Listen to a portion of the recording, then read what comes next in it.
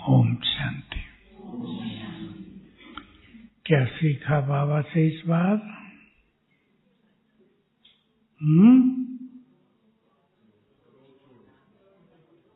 क्रोध मुक्त। संकल्प किया पूरा होना है? किया। क्यों? क्रोध क्या क्या गड़बड़ करता है बताओ? पुण्य का खाता नष्ट।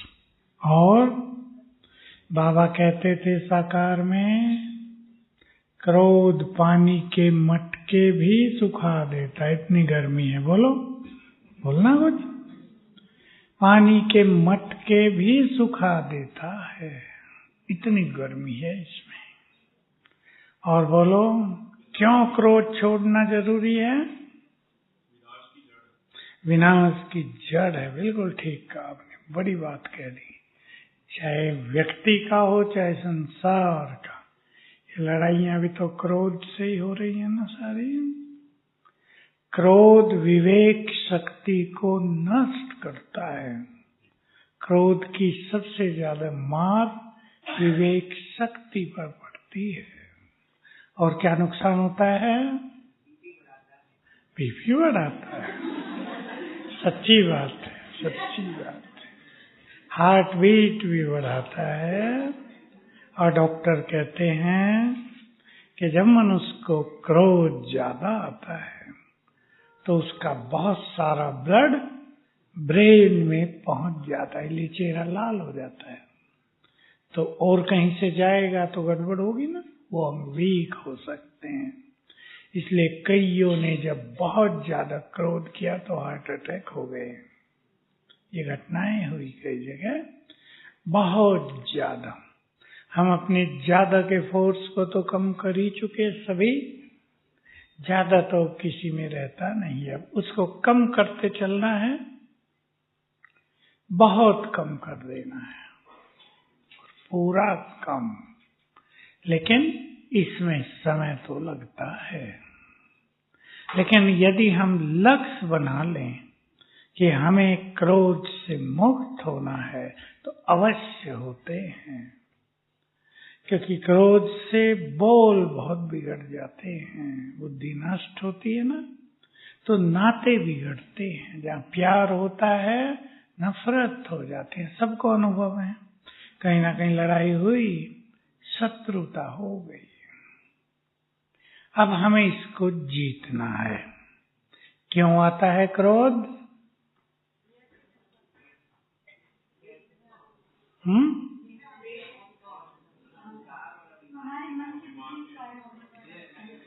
अहंकार नहीं, अहंकार भी क्रोध को जन्म देता है। और बोलो, एक्सपेक्टेशंस, कामनाएं, इच्छाएं, ये सबसे बड़ा कारण होता है। सबकी सबसे कामनाएं होती है बहुत। कामनाओं के बिना तो खेल चल नहीं रहा है। सबकी सबसे कामनाएं हैं, वो पूरी कोई कर ही नहीं सकता। अब माताएं सब बच्चों पे देखो, नजर डालो, उनकी अपनी इच्छाएं हैं ना, कुछ उनका अपना लक्ष्य है कुछ। अब आप और उनके लक्ष्य में और इच्छाओं में मेल हो, ये संभव नहीं होता। हर एक की अपनी रुचि भी होती है, बहुत रुचि होती है। एक दो केस ऐसे भी आए कि माँ बाप चाहते थे बच्चा डॉक्टर बने और बच्चा नहीं चाहता, वो कुछ और करना चाहता है, तो टेंशन चलती रही। यहाँ तक भी हुई कि जो तुम बनना चाहते हो हम उसके लिए पैसा ही नहीं देंगे, और खींचातान हुई। तो इसमें हमें दूसरों को भी समझने की जरूरत पड़ती है। मैंने एक दो लाइन इधर ले आए, क्योंकि माताएं आती रहेंगी। दो लाइनें इधर आ जाओ, भाइयों की तरफ फटाफट, देर न करो। तो और कारण क्या बताए बाबा ने क्रोध के? बोलो, परसों भी बताए बहुत अच्छे दो कारण, ईर्ष्या और व्यर्थ संकल्प। और व्यर्थ में एक शब्द बोला, क्यों। और उसमें गहरे राज बोले, क्यों है तो क्यों नहीं लगती है। सेंटरों में भी क्यों है तो क्यों नहीं लगती है। क्यों खत्म करो तो प्रत्यक्षता की क्यों लंबी हो जाएगी। बहुत आत्माएं हैं। क्या राज है? क्योंकि जब हम क्यों करते हैं ज्यादा, तो हमारी जो मन बुद्धि की शक्तियां हैं वो इनमें लगी रहती हैं। इनमें लगी रहने के कारण जो हमें बड़े काम करने चाहिए वो नहीं होते हैं। इसलिए जिनको अच्छी स्थिति बनानी है या बड़े काम करने हैं, चाहे लौकिक में ही हो, उन्हें मन बुद्धि की सूक्ष्म शक्तियों को बचाना है। माताएं अपने बच्चों को बहुत लाती हैं। दोनों तरह के बच्चे स्टूडेंट्स मिलते हैं। एक वो जिनका लक्ष्य बहुत अच्छी चीजें करने का है, वो कुछ भी इधर उधर नहीं देखते, मोबाइल भी छोटा रखते हैं, जाते ही नहीं इधर उधर, एक बड़े लक्ष्य को पाना है। और कुछ ऐसे हैं जो इधर उधर लगे हुए हैं और बड़े लक्ष्य को भी पाना चाहते हैं। होगा? यही बात अलौकिकता में भी है। बड़े कार्य करने, बड़ी सेवाएं करनी है तो मन बुद्धि की शक्तियों को बचाना है। हम तो सेंटरों की स्थिति साक्षी होकर देखते हैं, जहाँ निमित्त आत्माएं ये सब करती हैं वहां क्यों लगी है। और जहाँ क्यों है, खाली मैदान है, मुरली सुनने वालों की कमी पड़ गई है। ये व्यक्तिगत भी है, आपके घरों के लिए भी है। तो एक लक्ष्य बना लें, हमें मन बुद्धि की शक्तियों को नष्ट नहीं करना है क्यों में। अब देखो, क्रोध आएगा, किस किस तरह का क्यों उठेगा बोलो। चलो पहले मैं बोल देता हूं, फिर आप बोलना। बच्चा मेरी क्यों नहीं सुनता है। अब माँ बाप को होता है अधिकार, हम इसके माँ बाप हैं, इसे वही करना चाहिए जो हम कहते हैं, और वो करते नहीं, क्योंकि उनकी अपनी दुनिया होती है। ये बात हमें समझ लेना चाहिए आजकल।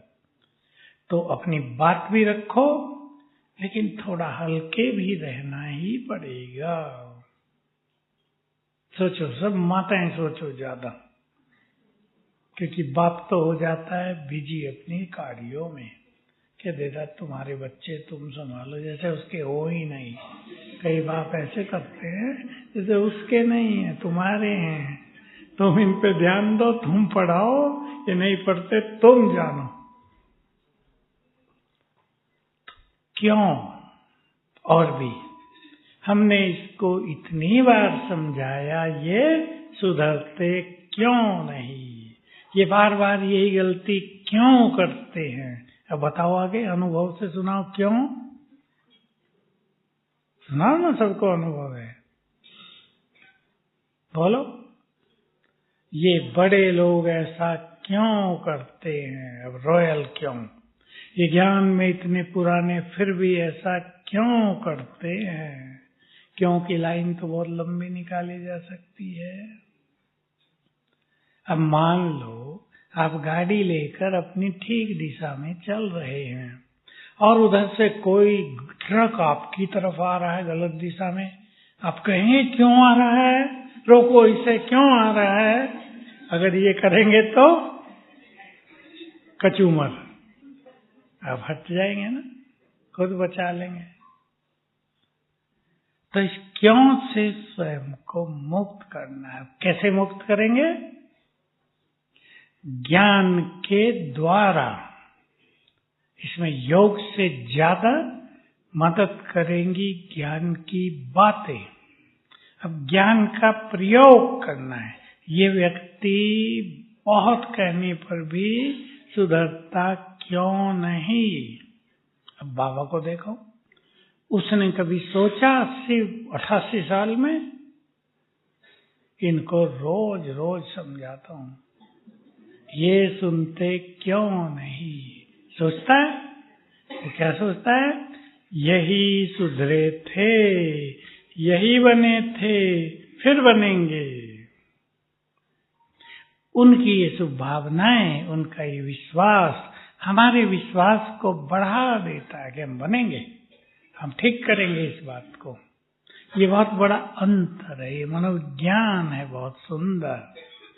हम ही सोच ले ये सुधरेंगे नहीं, तो सुधरने वाला भी यही सोचेगा, सुधरा नहीं जाता।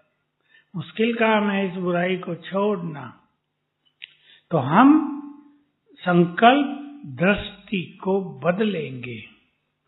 दूसरा व्यक्ति, हर एक के अपने अपने संस्कार भी हैं, हर एक की अपनी अपनी बुद्धि की शक्ति भी है, मन का सोच भी सबका अलग अलग है। बहुत लोग इस संसार में यही सोचते हैं मैं राइट हूं। बहुत कम लोग हैं जो सोचते हैं यहाँ मेरी गलती है, मुझे नहीं सोचना चाहिए, मुझे नहीं करना चाहिए। कम लोग हैं ऐसे। अधिकतर लोग मैं राइट हूं। अगर वो गुस्सा भी कर रहे हैं तो ये सोच के करते हैं कि करना ही पड़ेगा, राइट हूं, बिना गुस्सा किए काम नहीं चलेगा। उन्हें पता नहीं कि गुस्सा करने से काम बिगड़ते हैं और ये मन बुद्धि की शक्तियां जल के नष्ट होती हैं। क्रोध अग्नि है ना, जलाती है। सबको अनुभव है, जब गुस्सा आएगा, हफ्ते में एक बार भी आ जाए, योग लगता है, शांति, खुशी सब गायब, सब जल गई। और पश्चाताप, साथ में पश्चाताप भी। इसलिए दो बातें इस क्रोध के लिए कही गई हैं पहले से ही। क्रोध का प्रारंभ मूढ़ता से होता है। मूढ़ता माना इसे बुद्धि मूढ़ हो जाती है, डल, मूर्खता जिसे कहते हैं। और इसका अंत पश्चाताप से होता है। सब देख लो, कभी भी गुस्सा आया हो, जब गुस्सा शांत हुआ, पश्चाताप होगा या नहीं? हाँ, कि देखो छोटी सी बात पे मैंने ऐसा ऐसा बोल दिया, नहीं करना चाहिए था, बात कितनी छोटी थी, मुझे गुस्सा आ गया, गड़बड़ हो गई। हर व्यक्ति पश्चाताप जरूर करेगा, क्योंकि रियलाइजेशन तो होता ही है। क्रोध आत्मा का संस्कार तो नहीं है ना, इसलिए आत्मा का संस्कार न होने के कारण रियलाइज होता है कि ये नहीं, गलत हो गया। क्रोध को, दूसरी बात है, क्रोध को धैर्य से जीतो। अगर हम धैर्य चित्त होने लगे, दो धारणाएं हमारी बहुत सुंदर है इसमें, सरल चित्त और धैर्य चित्त, तो क्रोध काफी कम हो जाएगा। इन धारणाओं पर हम थोड़ा ध्यान देंगे, अपनी भावनाओं पे भी ध्यान दें। जैसे बाबा ने कहा, ईर्ष्या और जोड़ो, किस किस बुराई के कारण क्रोध आता है? इच्छा पूरी होगी। आगे आगे चलो। गलत करता है तब क्रोध आता है। भावनाएं देखो आप, किसी के प्रति हमारे मन में नफरत हो, उससे कुछ हो जाए, गुस्सा आएगा। किसी के लिए हमारे मन में वैर भाव हो, गुस्सा आएगा। किसी ने हमें कभी कुछ कहा हो, वो इधर रख लिया हो, तुरंत गुस्सा आएगा। मौका ढूंढते रहेंगे, कब मौका मिले निकाल दें सारा। कोई बार बार बोलता हो, सहन भी कर लिया, लेकिन कोई बार बार बोलता हो तो क्या होगा? हैं? हर समय नशे में रहो, ईश्वरीय नशे में। ऐसे भी कई लोग हैं जो हर समय ही तंग करते हैं। देखो आज 2 केस कैसे आए। एक 6 साल का बच्चा क्या करता है, 6 साल, पता है ना 6 साल का कितना छोटा है, अपने सिर पे चक्कू रखता है और सबके सिर पे चक्कू रखता है, तुम्हें सबको मारूंगा। चाकू तो भी छोटा सा ही होता है, उससे दबेगा भी नहीं, पर वो गुस्से में ये बोलता है तुम सबको मारूंगा। अब माँ बेचारी कहती इसके लिए क्या करे भाई, बताओ कोई विधि बताओ, सोचो भाई बहने, क्यों करता है वो ऐसा। मैंने कहा तुम सब ने मिलकर उसका मर्डर किया पिछले जन्म में। अब वो उसके अंतर मन में समाया हुआ, अच्छा तुम्हें देखते गुस्सा, कहा ऐसे ही नहीं बोलता कि हंस के बोलता हो, बहुत बहुत टेढ़ी नजर करके बोलता है। कहा हम डरने लगे इससे, ये कुछ कर ना दे। अपने सिर पे भी रखता है और सबके सिर पे रखता है, भाग भाग के जाता है, सिर पे रखता है 2-4 के और बोलता है तुम सबको मारूंगा। ऐसे एक का और है कि जो थोड़ा बड़ा है, वो तो बहुत छोटा अभी, लेकिन वो जो उसके हाव भाव है ना, उससे कुछ और दिखाई देता है ना। दूसरा जो थोड़ा बड़ा उसका हो सकता है, लेकिन उसके माँ ने बताया इससे अब हमें डर लगता है, कहीं ये कर बैठे कुछ भी सोचे ऊपर। तो ये सब कर्मों का खेल भी चल रहा है। तो क्रोध इन कारणों से आता है। अब हमें इस पे विजय प्राप्त करनी है, तो एक अपनी भावनाओं को बदलना होगा। भावनाएं श्रेष्ठ, रहम की भावना, बाबा ने ये बात समझाई है, लेकिन बड़ी बात है। कोई ज्यादा गुस्सा कर रहा है, वो तो कमजोर हो गया ना, माया के वश हो गया, दया का पात्र हो गया। लेकिन तब ये याद नहीं रहेगा, क्योंकि वो व्यक्ति क्रोध में बुरा बुरा बोलेगा ना, उसका असर होता है, वो तो कानों में सुना जाता है ना। बात केवल क्रोध की नहीं, बात क्रोध के बाद व्यवहार की और शब्दों की होती है। तो हमें पहले से अपनी भावनाएं बदलनी हैं। और कुछ ऐसे भी केस हैं जो अपने ही लोग हैं, जिनके लिए हमारी बुरी भावना नहीं है, उन पर भी तो आता है। तब क्या करेंगे, वो हमारे अपने हैं,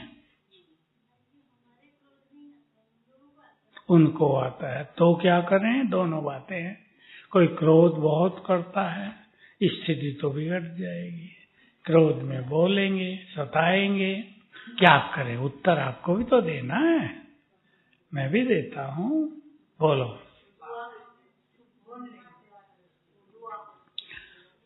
अभी जब कोई गुस्सा करता है तो धुआं तो भूल जाती है, तब तो धुआं ही निकलता है। कुछ बातें केवल ज्ञान की हैं, कहने की हैं, प्रैक्टिकल में नहीं होती, लेकिन बाद में तो चेंज कर लेते हैं। लेकिन एक चीज करनी है, लंबे समय का हमारा अभ्यास हमें इन चीजों से बचाएगा। क्योंकि उसको बदलने से पहले हमें सोचना है हम ऐसी स्थिति में रहें कि उसके क्रोध और व्यवहार का प्रभाव हमारी स्थिति पर न पड़ जाए। ठीक बात है ये? पहले ये करना है। तो क्या करेंगे, हमारा अच्छा स्वमान हमारे चारों ओर एक ऐसा आभा मंडल रखेगा कि उसकी निगेटिव एनर्जी कम से कम आएगी। एक अभ्यास। इसलिए अपने कुछ स्वमान हमेशा ही साथ लेकर चलना चाहिए। स्वमान बदलते रहें, पर कम से कम 3 स्वमान कोई भी सदा ही साथ लेकर चलें। मैं तो देखा अपने अनुभव में, जीवन में, बाबा नए नए स्वमान बताता आया, लहर चलाई बाबा ने स्वमानों की। हम वैसे वैसे चेंज करते रहे तो नए नए अनुभव हुए। तो एक स्वमान जो हमारी शक्तियों को बढ़ाएगा, हमारे आभामंडल को बढ़ाएगा, उस तक भी पहुंचेगा। और हमारा ऐसा भी आभामंडल ओरा हो सकता है, समझिए ना, आभामंडल हमारी किरणें फैलेंगी, हमारे वाइब्रेशंस फैलेंगे, कि वो व्यक्ति जल्दी ही शांत हो जाए, उसे गुस्सा आया और जल्दी उसको महसूस हो कि नो, नहीं करना है। दूसरी ये स्थिति।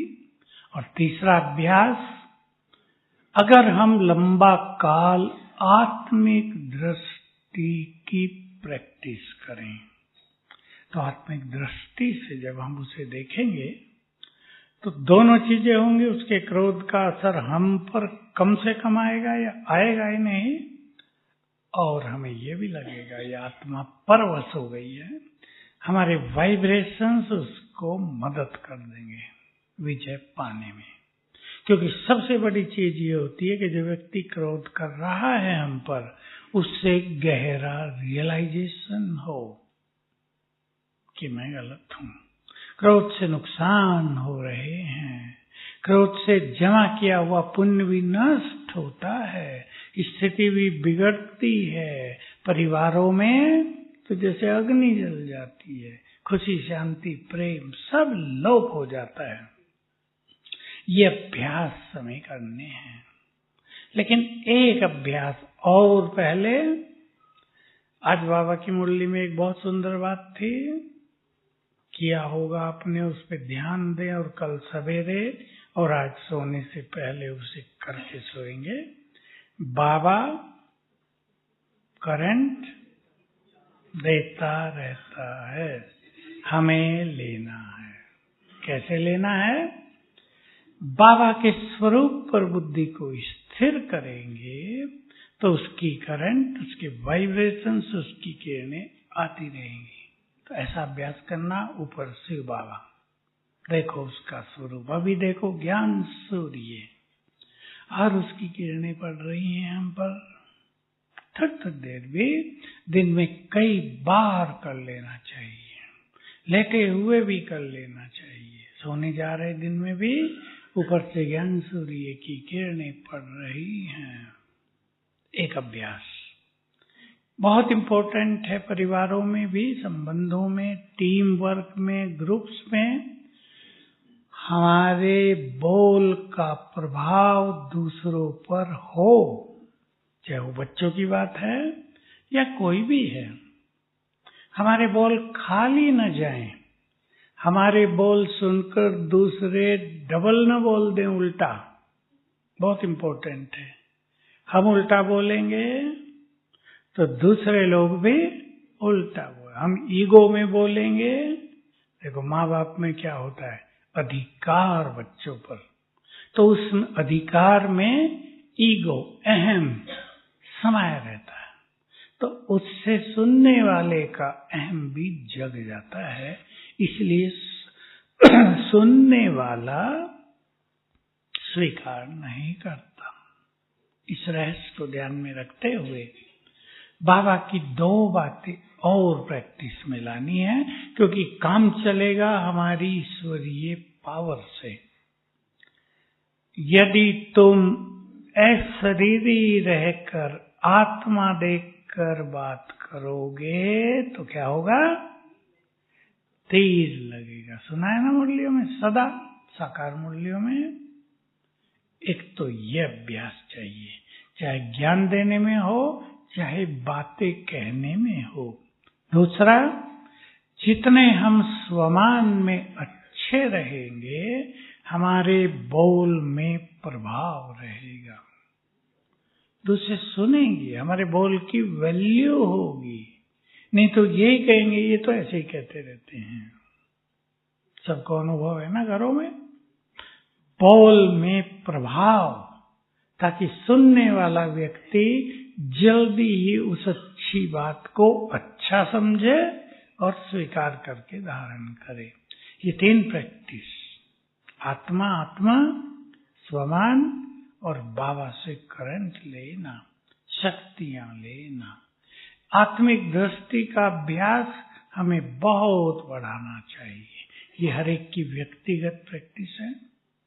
आप सभी अपने घरों में ही करें, जिनको भी देखें आत्मा। और दूसरी इससे और ऊंची स्थिति हो जाती है इसी की, श्रेष्ठ वृत्ति से देखना। वृत्ति किसे कहते हैं? ये देव कुल की महान आत्माएं हैं। इस दृष्टिकोण से देखना, इस भावना से देखना, इस फीलिंग से देखना, इस नजर से देखना, यह है वृत्ति।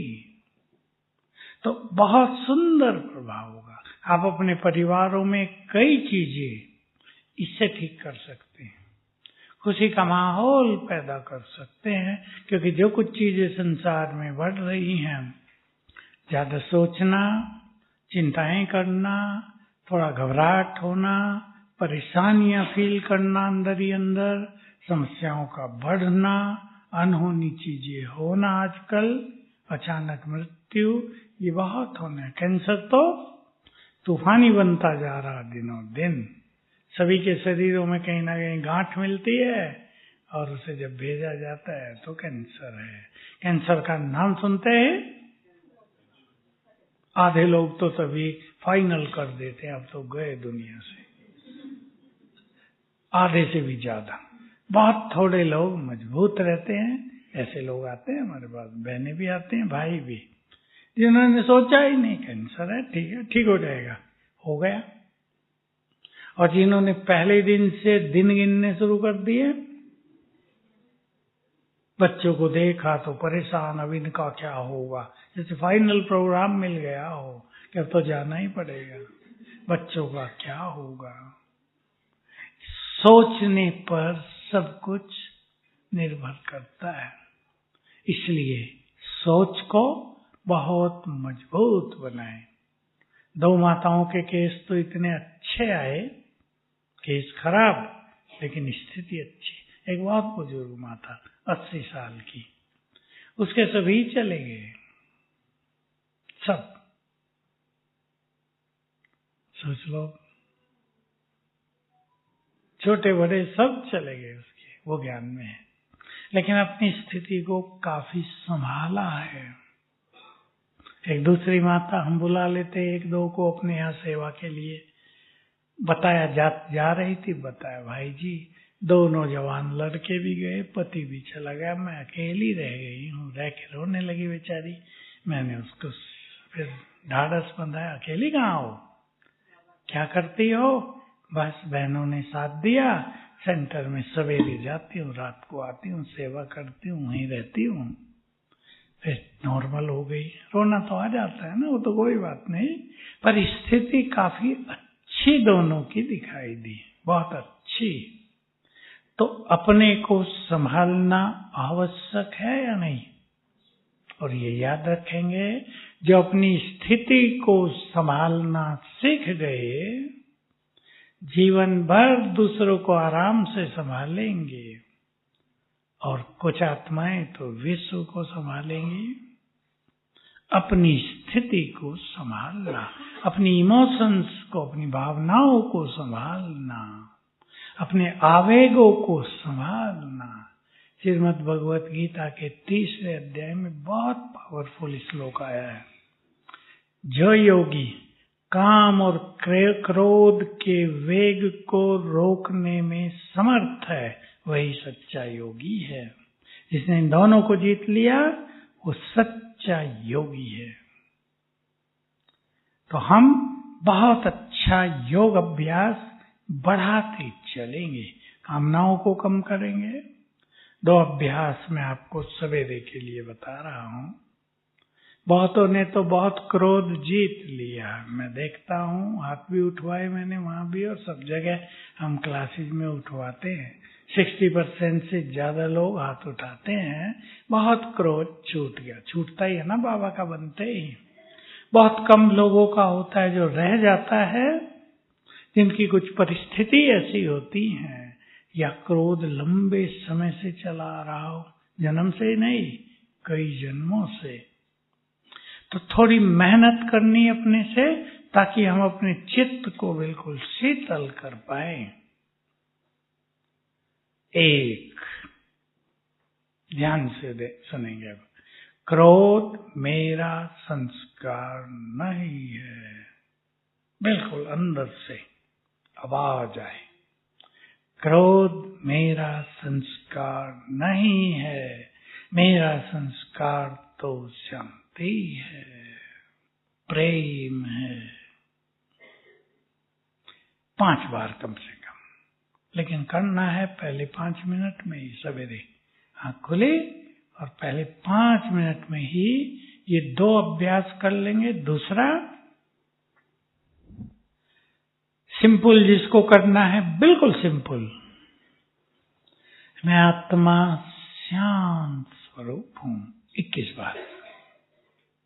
और अच्छा करना है, मैं क्रोध मुक्त हूं, शांत हूं, मैं क्रोध मुक्त हूं, शांत हूं। भले बोल के ही कर लेंगे।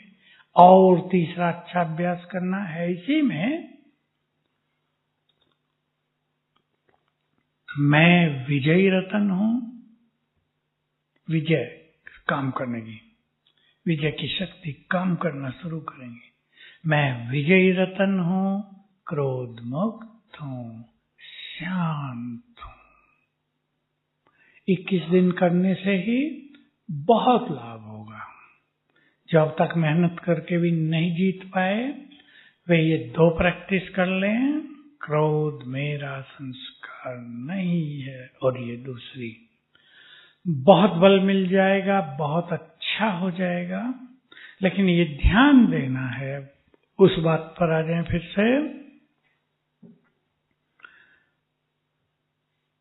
कामनाएं कम करनी है।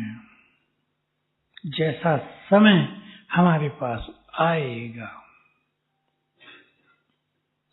उसमें हमें क्या, साक्षी भाव, क्योंकि जो कुछ चलेगा इस संसार में वो चलेगा ही।